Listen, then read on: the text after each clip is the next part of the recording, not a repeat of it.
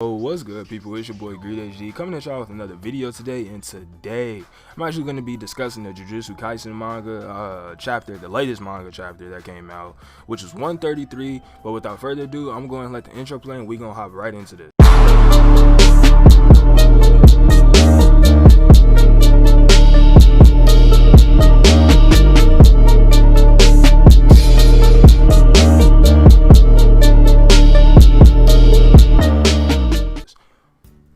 Alright, so yeah, y'all, I honestly forgot to say before I start the intro, yeah, like I said in my last video, I will not be showing the manga panels because when I did that for one of the mangas, the most recent ones, when I did it for, I want to say the last one, I think it was 132 or 131, it was one of those, they actually took the video down because I was showing the panels in here. And it was weird because I wasn't showing them I wasn't showing them for a super long time. And that video was like all my other ones. My other ones didn't get taken down, but for some reason that one did. So maybe they're really just starting to notice, I'm assuming. So I'm just not gonna show the manga panels like that. I'll just talk about the chapter if that's I mean, honestly, that's how it's gonna have to be because I don't want another video taken down. But yeah, so let's just hop right into the chapter.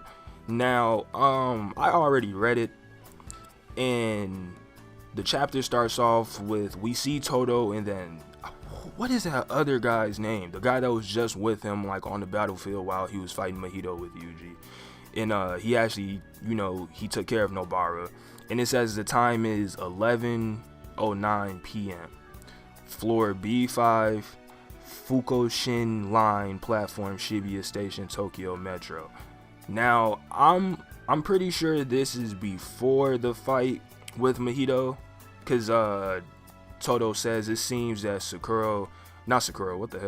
that Suguru Geto has already left with the prison realm, and he said the fight's goal has changed from retrieving Satoru Gojo to saving our allies and whittling down the enemy forces. He said, let's hurry. Knowing brother, he's nearby, and the guy that was with him was like, he has a brother. I thought he was the only child. At 11:28 p.m., we see in front of the Shibuya stream. Oh shit! They Panda. They actually did show Panda, folks. I forgot. They show Panda, and he's like in his his transformed monster panda state, and he finds Kusakabe. And while he's talking to Kusakabe, he's they're talking about like, yo, what happened to everything, because everything at this point was already destroyed, because if y'all remember, Sukuna was wrecking shit. He destroyed a lot with his domain expansion. And Kusakabe is like, he's on the side that he agrees that he thinks Yuji should get the death penalty, like extremely considering like what just happened with what's his name, Sukuna, and what he just did in Yuji's body, like basically destroy everything. He feels as though that Yuji should definitely get the death penalty. Like, we cannot let this curse live any longer. Like, he's insane. Then we go back to another time, 10:36 p.m. local time. That's what it say. Kuala Lumpur, Malaysia.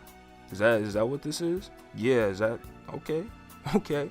But we see Ui and his sister, and they just chilling. They're talking about what are they talking about? I think she was just doing business. Like a real estate business. Like, they were just showing what she was on, basically.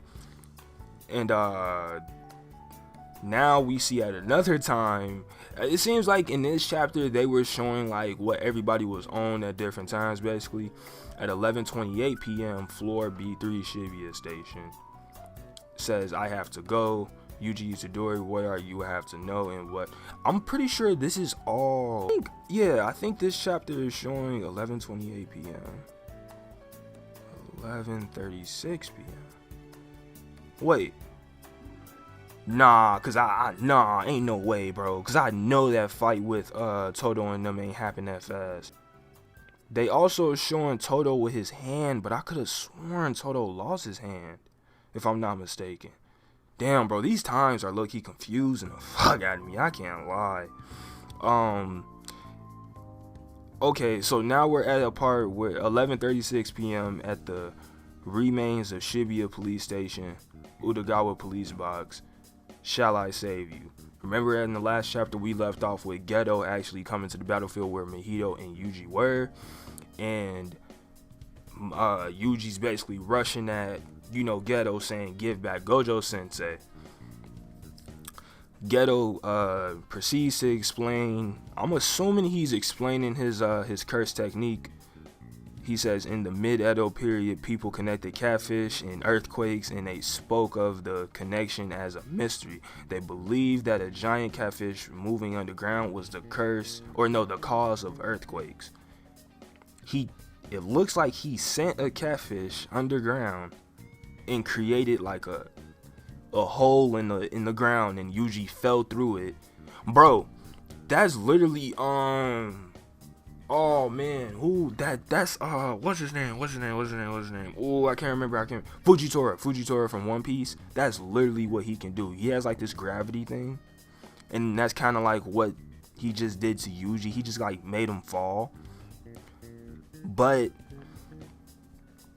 he even says like, cause Yuji's confused as fuck. He's like, what just happened? He's like, did you think you had fallen? Seen from the side, you just suddenly flipped over. Also, from other people, it just looks like Yuji flipped. But to Yuji, he felt like he just fell through like a hole or something. He said, the strength of curse spirit manipulation lies in a great number of moves at my disposal. I wield multiple curses of semi-grade 1 and higher, and may simply release more opponents solve the curse techniques. Wait, is that what he says? Hold on, am I reading that right?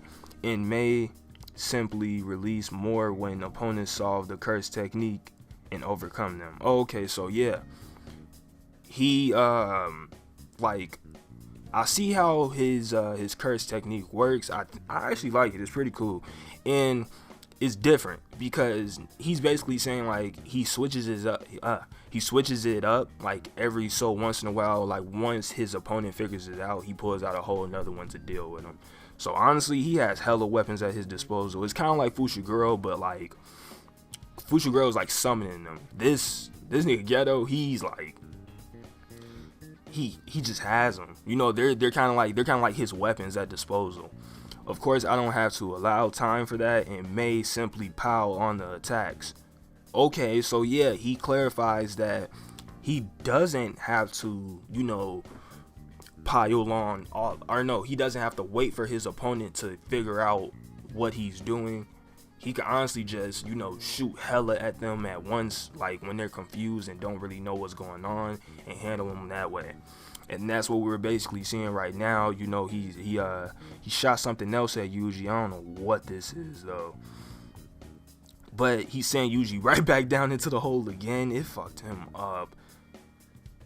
And then Geto says, last year during the night parade of 100 demons, if the forces hadn't been divided between Shinjuku, and Kyoto, he would have won instead of Okotsu. I guess you had nothing to do with it. Okay. Yeah, so he's definitely mentioning something that, that happened what did he say? Yeah, last year.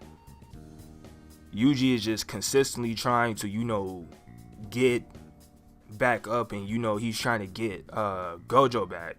He's really trying his hardest to get Gojo back. Even I'm impressed. Sukuna's vessel is tough. Mahito actually reaches out and tries to touch Geto. And then he said, I knew that after all, I was born of humans. And then Geto, he basically traps Mahito in like this orb. He says, shall we continue? Let us discuss the world to come.